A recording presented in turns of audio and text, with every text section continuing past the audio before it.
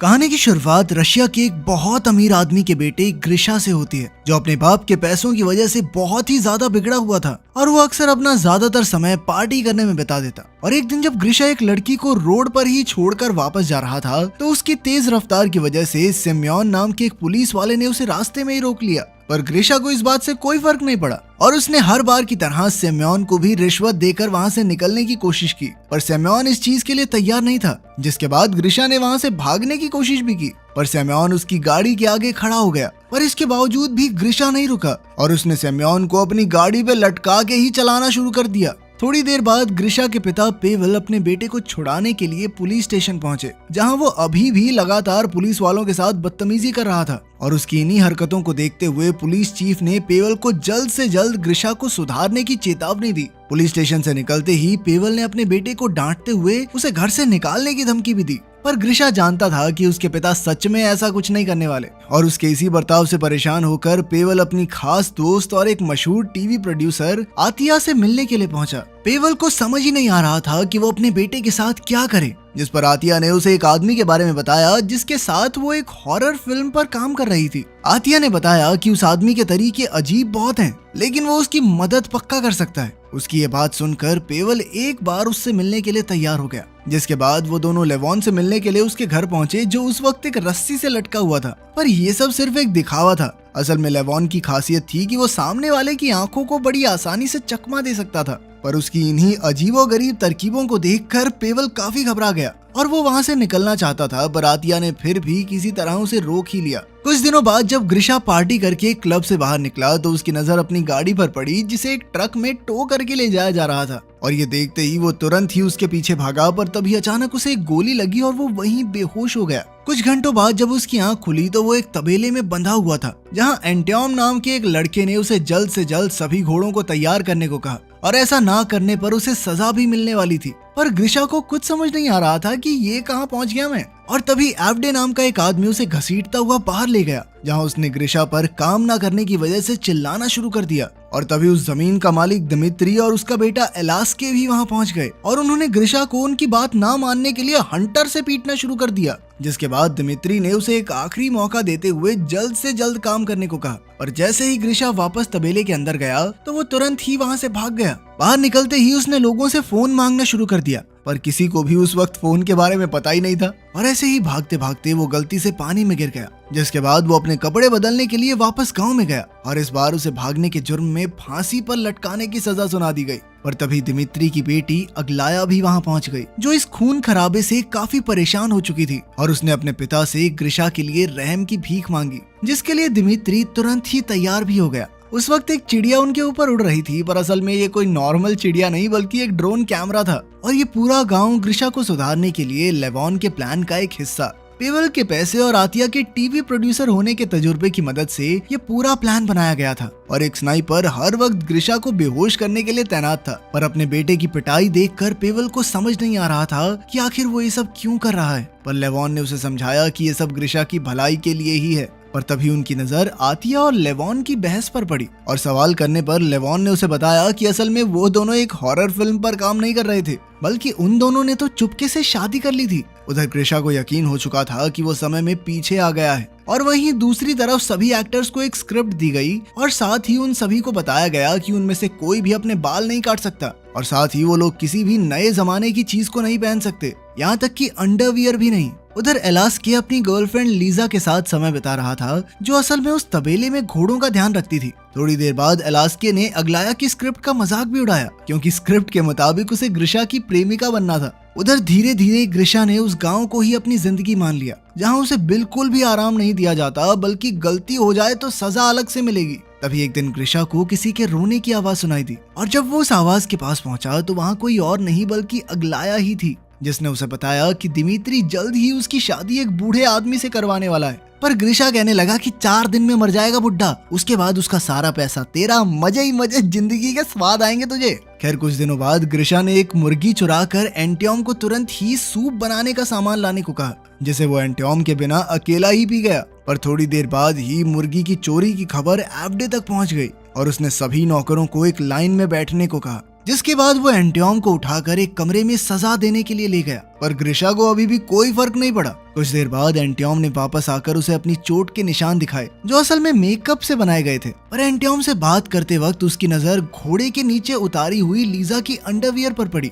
जिसे देखते ही वो तुरंत उसकी तरफ भागा और उसने एक बार फिर से अंडरवियर देखने के लिए लीजा को जमीन पर गिरा दिया। पर तभी कुछ गाँव वालों ने उसे पकड़ लिया और इसी मौके का फायदा उठाकर लीजा वहाँ से भाग गई। उधर ग्रिशा के बर्ताव में कोई बदलाव न देखकर पेवेल इस पूरे प्लान को बंद करना चाहता था। पर तभी उन्हें खबर मिली कि ग्रिशा लीजा से माफी मांगने के लिए उसका पता ढूंढ रहा था। लेवॉन ने तुरंत ही कुछ एक्टर्स को ग्रिशा को लीजा का पता देने के लिए कहा, जिसके बाद ग्रिशा ने पहली बार किसी से जाकर अपनी गलती के लिए माफी मांगी। कुछ दिनों बाद उस गांव का एक खास त्योहार आ गया जिसे पूरे साल की सबसे जादुई रात माना जाता था। जो भी लोग इस रात को एक साथ बिताते वो हमेशा हमेशा के लिए साथ रहते। उस रात ग्रिशा भी सभी लोगों के साथ मजे कर रहा था। पर तभी अग्लाया ने उसे आकर बताया कि वो अपनी शादी के लिए तैयार नहीं है। उसने ग्रिशा को बताया कि वो रात को लेक पर उसका इंतजार करेगी, लेकिन ग्रिशा को उसमें कोई इंटरेस्ट नहीं था। पर थोड़ी देर बाद अचानक एंटियोम ने वहां आकर ग्रिशा को बताया कि अग्लाया लेक में डूब रही है और ये सुनते ही ग्रिशा ने तुरंत वहां जाकर अग्लाया की जान बचाई। पर जैसे ही ग्रिशा ने उसके साथ समय बिताने की बात की तो लीजा ने उसके मुंह पर ही दरवाजा बंद कर दिया। अगली सुबह लेवॉन ने फैसला किया कि भाई स्क्रिप्ट में थोड़ा चेंज करना पड़ेगा। अब हमारे लड़के को लीजा पसंद आई है तो अग्लाया की जगह लीजा उसकी गर्लफ्रेंड बनेगी। पर लीजा को ग्रिशा में कोई इंटरेस्ट नहीं था और इसीलिए उसने ग्रिशा के साथ प्यार की एक्टिंग करने के लिए भी मना ही कर दिया, लेकिन वो उसे एक बेहतर इंसान बनाने में मदद जरूर करना चाहती थी। पर उधर एलास्के इस बात से बिल्कुल खुश नहीं था और इसीलिए उसने दारू के नशे में लोगों को परेशान करना शुरू कर दिया। पर ग्रिशा को उसके इस बर्ताव से कोई दिक्कत नहीं थी, बल्कि उसे तो एलास्के से जलन हो रही थी कि साला ये ले रहा है जिंदगी के मजे तो। पर तभी दिमित्री ने उसे अपने पास बुलाकर एलास्के की जगह सजा लेने को कहा, जिसके लिए पहले तो ग्रिशा ने मना कर दिया। पर फिर जब दिमित्री ने कहा कि मैं तुझे आजाद कर दूंगा और भाई खाना भी जबरदस्त दिया करूंगा टॉप नॉच, तो उसकी ये बात सुनकर ग्रिशा मान गया और इस बार उसने अपना खाना एंटियोम के साथ भी बांटा। उधर लेवॉन और आतिया एक दूसरे के करीब आ रहे थे और इसे देखकर पेवेल को लग रहा था कि शायद वो दोनों दोबारा एक साथ आ जाएंगे। पर लेवॉन का कहना था कि ये कभी नहीं हो सकता क्योंकि आतिया असल में पेवेल से प्यार करती है और उसकी इस बात ने पेवेल को गहरी सोच में डाल दिया। उधर जब ग्रिशा को सजा मिल रही थी तो पेवेल अपने बेटे को इस हाल में नहीं देख पा रहा था। पर तभी आतिया ने उसे विश्वास दिलाया कि लेवॉन का प्लान पक्का काम करने वाला था। उधर अपनी सजा खत्म करने के बाद जब ग्रिशा अपनी आजादी के कागज लेने के लिए अंदर गया तो वहाँ एलास्के भी मौजूद था, जिसने उसे पीटते हुए बताया कि ये उसकी बेवकूफी थी जो उसने दिमित्री की बातों पर विश्वास कर लिया। एक छोटी सी सजा के पीछे दिमित्री उसे आजाद कर देगा। ये सुनकर ग्रिशा को गुस्सा तो बहुत आया, पर वो बिना कुछ कहे वहाँ से चला गया। उस दिन के बाद से ग्रिशा दोबारा अपने काम पर लग गया, पर अब वो अपना ज्यादातर समय लीजा के साथ बिताता। और एक दिन ऐसे ही सैर करते हुए उनकी नजर आसमान में अजीब तरीके से उड़ रही चिड़िया पर पड़ी, जो असल में एक ड्रोन था जिसमें कुछ खराबी आ गई थी। और इस बात को संभालने के लिए लीजा ने उसे बताया कि इस चिड़िया को तो वो बचपन से देख रही है। खैर थोड़ी देर बाद ड्रोन का कंट्रोल वापस से चालू हो गया और वो सब बाल बाल बचे। उधर एलास्के और अग्लाया दोनों की स्क्रिप्ट में हुए बदलाव से वो दोनों ज्यादा खुश नहीं थे और इसी के चलते वो दोनों एक दूसरे के करीब आ गए और गलती से ग्रिशा और लीजा ने उन दोनों को इस हालत में देख लिया, जिसे देखकर वो दोनों ही हैरान रह गए। लीजा अपने बॉयफ्रेंड से मिले धोखे की वजह से हैरान थी और वहीं ग्रिशा समझ नहीं पा रहा था कि ये दोनों तो भाई बहन नहीं थे।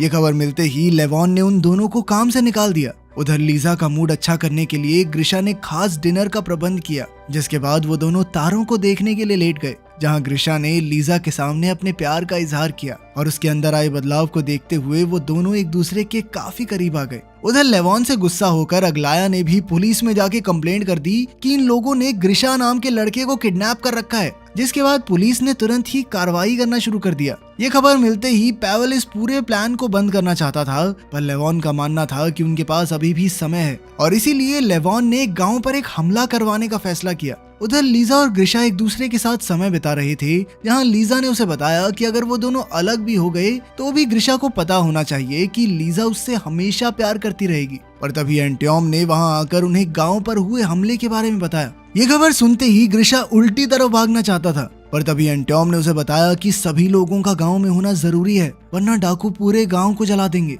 उधर गांव में डाकुओं के लिए एक दावत का आयोजन किया गया, पर उनके सरदार को एक लड़की भी चाहिए थी, जिसके लिए एक लड़की को चुना गया। पर तभी उसके पिता ने बीच में आकर विरोध किया, तो उसे अपनी बेटी की इज्जत बचाने के लिए एक मौका दिया गया। अगर वो लड़ाई में जीत गया तो उसकी बेटी बच जाएगी, पर अफसोस उस लड़ाई में उस आदमी की मौत हो गई और उसकी इस बहादुरी को देखते हुए डाकुओं ने उस लड़की को भी जाने दिया, जिसके बाद उन्होंने अपने सरदार के लिए लीजा को चुना। और उसके लाख चिल्लाने के बावजूद भी ग्रिशा उसे बचाने के लिए आगे नहीं गया, पर वहां से निकलते ही उसकी नजर आसमान में उड़ रही उस खास चिड़िया पर पड़ी, जिसके बाद उसने लीजा को बचाने का फैसला किया और वो तुरंत ही एक घोड़े पर बैठकर गांव की तरफ भागा, जहां डाकुओं पर हमला करने के बाद वो लीजा को लेकर वहां से निकल गया। और उसके निकलते ही पुलिस वहां पहुंच गई, पर ग्रिशा के ना होने की वजह से लेवॉन ने कहा कि भाई हम फिल्म शूट कर रहे हैं, यहाँ पे चुपचाप जाओ यहाँ से। पर उधर ग्रिशा और लीजा काफी देर तक चलने के बाद एक पेट्रोल पंप पर पहुंच गए, जिसे देखकर ग्रिशा समझ नहीं पा रहा था कि क्या हो रहा है ये। पर तभी स्नाइपर ने उसे एक बार फिर से बेहोश कर दिया। कुछ घंटों बाद उसे हॉस्पिटल में होश आया, जहां पेवल ने उसे बताया कि वो पिछले 3 महीनों से कोमा में था। अब ग्रिशा ने एक बार फिर अपनी पुरानी जिंदगी में जाने की कोशिश की, पर अब उसे पहले वाला मजा नहीं आ रहा था और उसने उस पहले वाले पुलिस वाले सेम्योन को अपनी गाड़ी देकर उससे माफी भी मांगी। पर तभी एक क्लब में उसकी मुलाकात एलास्के और अग्लाया से हुई, जिन्हें देखते ही ग्रिशा ने उनसे लीजा के बारे में पूछा। पहले तो उन्होंने ग्रिशा को पहचानने से मना कर दिया, पर उसके बार बार सवाल करने पर उन्होंने आखिरकार उसे लीजा का पता बता ही दिया, जिसके बाद वो उसे अगले ही दिन उस तबेले में लेकर गए जहां लीजा काम करती थी। और लीजा को देखते ही ग्रिशा ने उससे सवाल किया कि क्या वो उससे सच में प्यार करती है, जिसके जवाब में लीजा ने हामी भर दी, जिसके बाद वो दोनों असल जिंदगी में खुशी खुशी एक साथ रहने लगे। तो क्या ग्रिशा के साथ जो भी हुआ सही था? आप इस बारे में क्या सोचते हैं? कमेंट्स में जरूर बताना।